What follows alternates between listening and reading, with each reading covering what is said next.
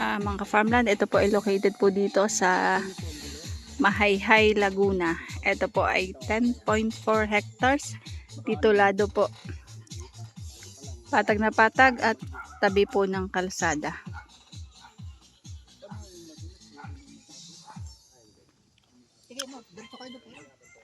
Ayan. Sa ngayon po, ito po ay may tanim na sitaw at ampalaya. At the same time, meron po yan tanim na lansones. So, ito po ay lansonesan. Malawak po itong taniman ng lansones. Pero dahil po meron mga namatay na, so nagsingit na po sila ng mga gulay.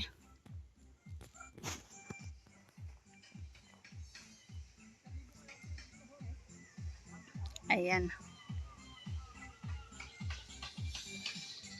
Ito mga farmland ay may source ng kuryente, may source po ng tubig, at may signal po ang cellphone at internet connection. Kalawakan po ito, kapantayan. So sa mga naghahanap po ng 10 hectares pataas, ito po, swak na po ito sa hinahanap nyo. Mga farmland, ito po ay 400 pesos per square meter. So imagine, sa laki po ng 10 hektarya, not sure po kung kaya ko pong maikot yun. So siguro po bahapyaw, bahagya, or siguro mga 3 hektarya lang po o 4 ang aking maiikot dito. Ayan, yan po ay diretso pa po tayo sa area doon. At ito po ay may tanim na po na, ano ba to, parang pipino.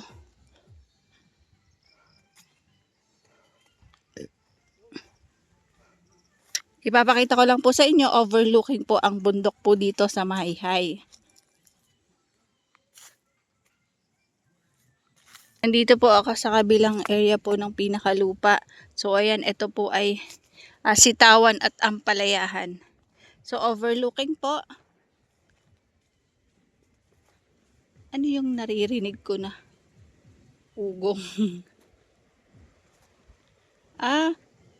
May kalsada po ata dito. Oo nga. Ayan.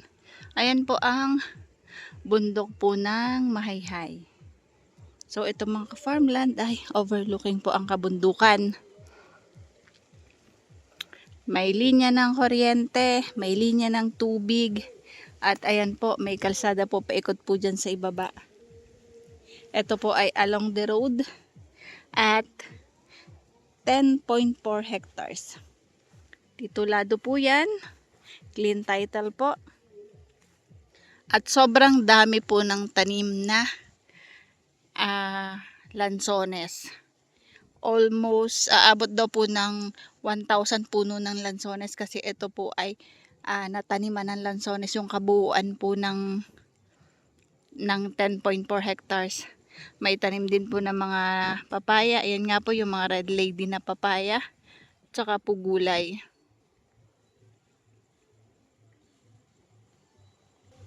So tayo, try po nating malibot ang 10.4 hectares.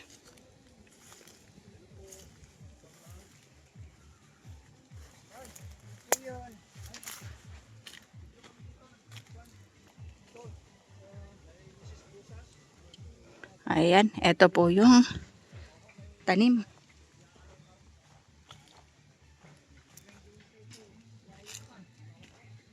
Malawak po ito mga kaparmland kasi 10 hektarya.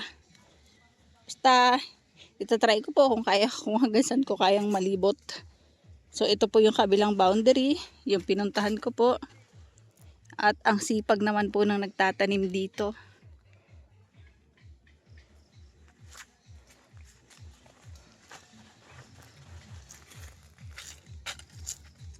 Kasi sayang nga naman nakatiwangwang lang yung lote. Tapos seasonal lang din po yung pag-harvest ng mga lansones. Ayan, ang dami pong bunga. Kasi once a year lang po namumunga ang mga lansones. So every September to October, mga ganun po yung time ng harvestan. Ang mga tanim nilang papaya, ayan, nasira nung nagdaang bagyo.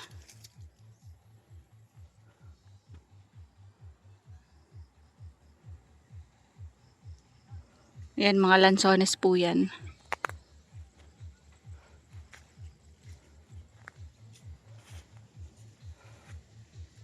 So, ang property ay hanggang doon pa mga ka-farmland. Nakakatuwa po itong lukban. Kasi sobrang dami po ng bunga.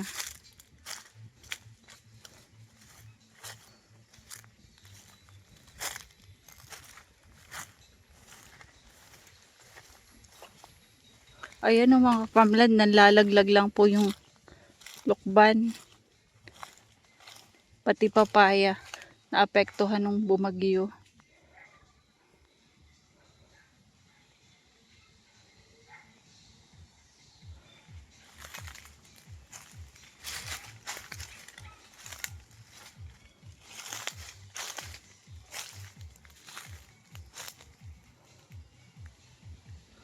Ayan ang mga farmland, nanlaglag siya ng bumagyo.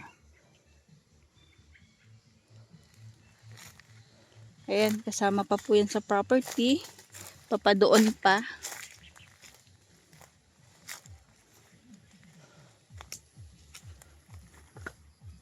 So, ito naman, naapektuhan din ng bumagyo. Ang ibang lansones po ay, ayan, nangangamatay na kasi nagkakaroon po sila ng baging. Sa mga lansones, yan ang ayaw na ayaw nila, yung madadapuan sila ng mga baging kasi natatalo yung kanilang katawan ng mga baging, namamatay sila.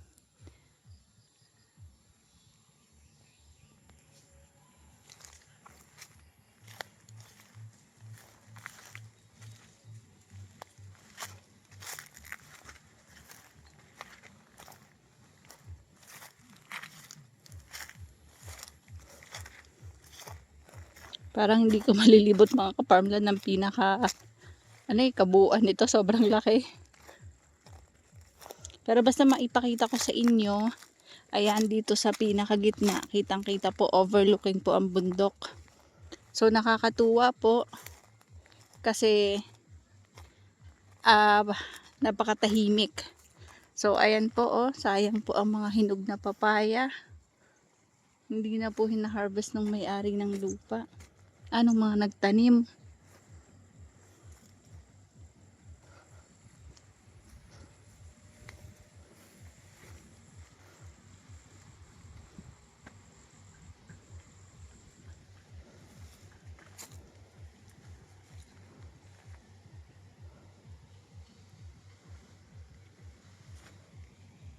Ayan po, mga tanim po dito ay may bunga na po ng mga ampalaya.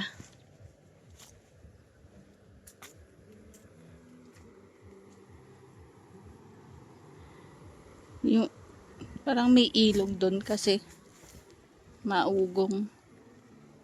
Yan, overlooking po dito sa location. So mga farmland, maganda po itong gawing lote-lote or rancho. Kasi malaki po yung area. Ang tanim na lansones ay almost 1,000 puno po, sabi po nung nagbabantay dito. So taon-taon may income po para sa lansones.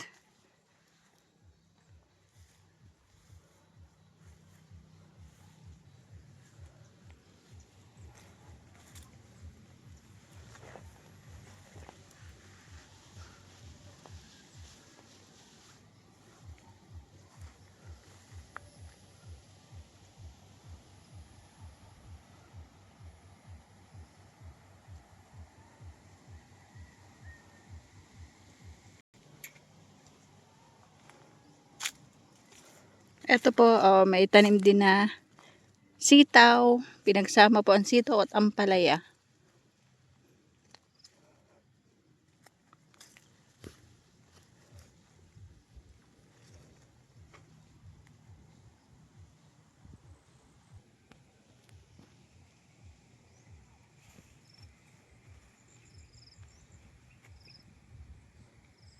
Ayan, ang mga nakatanim lang po talaga dito na punong kahoy, lansones lang po. So more on lansones. Tapos gulayan na.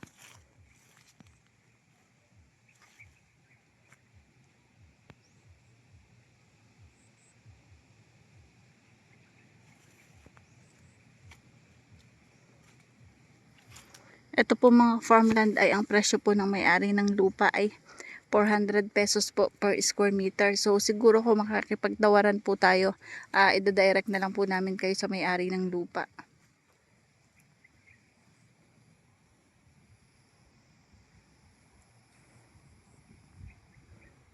Thankful po ako kasi sobrang init po ngayon dito sa amin. So ang Mount Banahaw po ay ayan. Kaya lang po, yan o, kita nyo o, yan. Kaya lang, natatabunan siya ng makapal na ulap. So, hindi natin siya masyadong masilayan. Yan. Yan ang Mount Banahaw.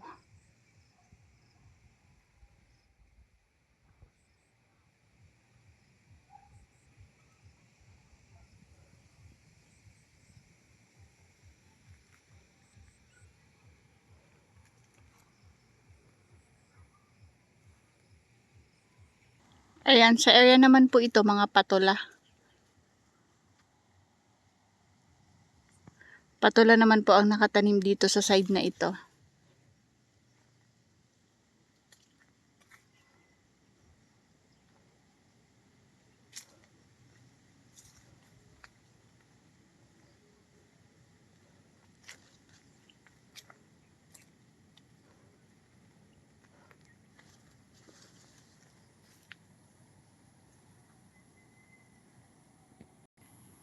Ayan, kasama pa po sa property, yung mga lansones na yan.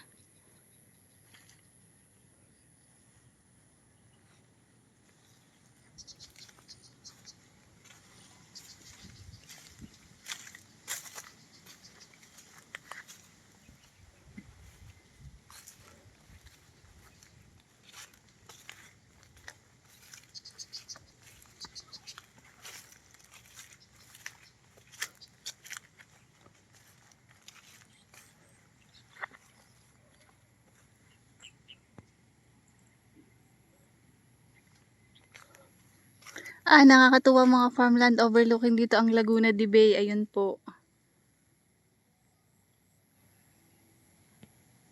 Ayan. Laguna de Bay po. At bundok po ng Rizal.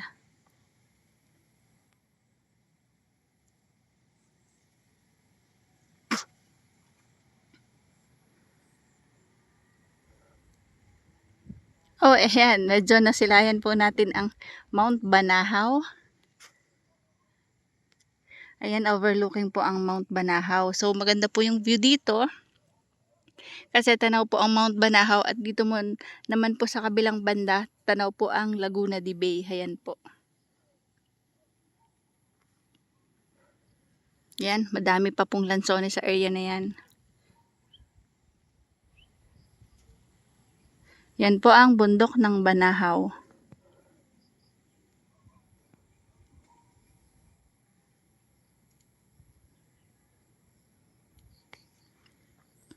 Punta tayo dito sa kabila.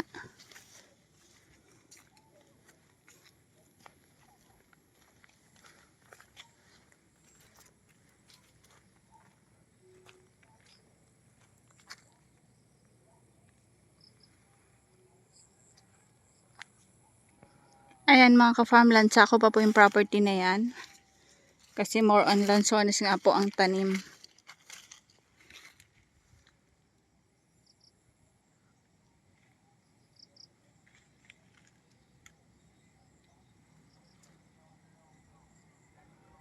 Tanaw po ang mga kabundukan dito.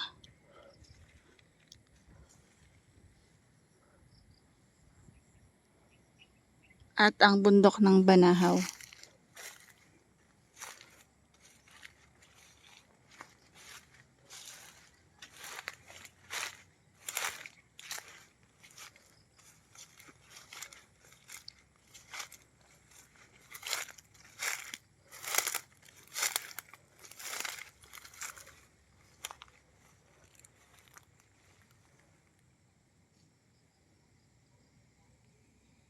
Mga ka-farmland, mukhang magiging boundary ata yan kasi parang creek dyan. So, not sure ako kung kasama pa yung kabilang area kasi kung creek yan, maybe yan po yung pinaka-boundary. masukal po kaya hindi ako makalapit masyado. So sa dami po ng tanim na lansones dito.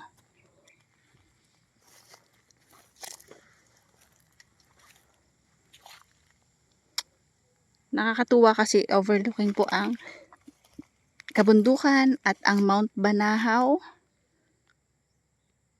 at ang bundok ng Pililya, and yun pong overlooking din po ang Laguna de Bay.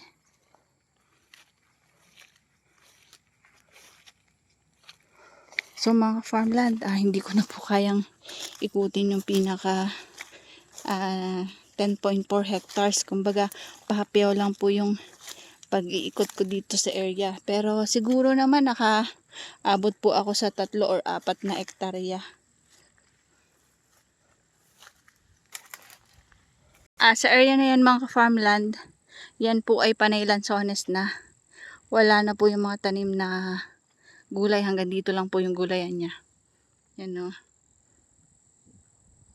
So ayun po yung Laguna de Bay. Ano? Yan o, Laguna de Bay. Nandito nga pala, sabi ng tatay, tama. Oo. Ayan o, parang katatapang ng kabayo.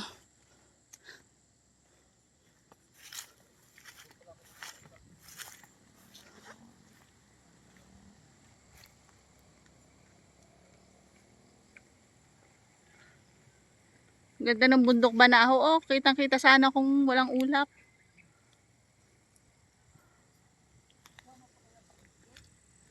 Oo, hanggang dyan yun kasi gawa namang hanggang dyan sa may lansones.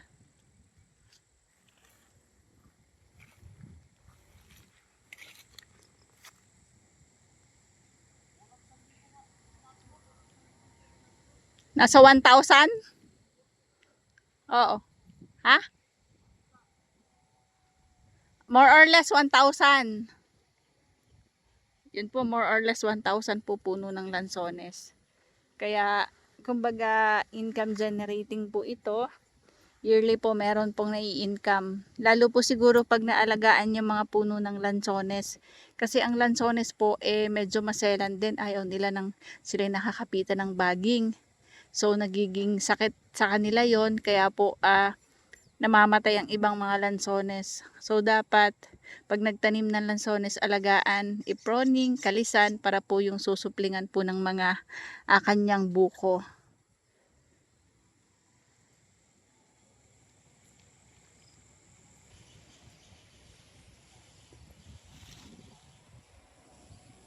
Mga farmland, ang Mahayhay po ay isa din po sa mataas na lugar. So, wag po kayong mangangamba or mababahala na bumabaha dito sa location ng property kasi po ang taas po ng property. So, dito po ay flood free. Malamig po ang klima at saka po maganda din pong bayan ng Mahayhay.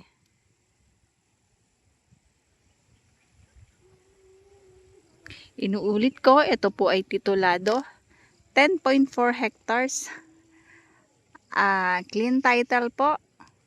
400 pesos per square meter. May linya ng kuryente, may linya ng tubig, may signal po ang cellphone at internet connection. So tahimik po ang lugar at maganda po ang klima dito. So hindi po binabaha.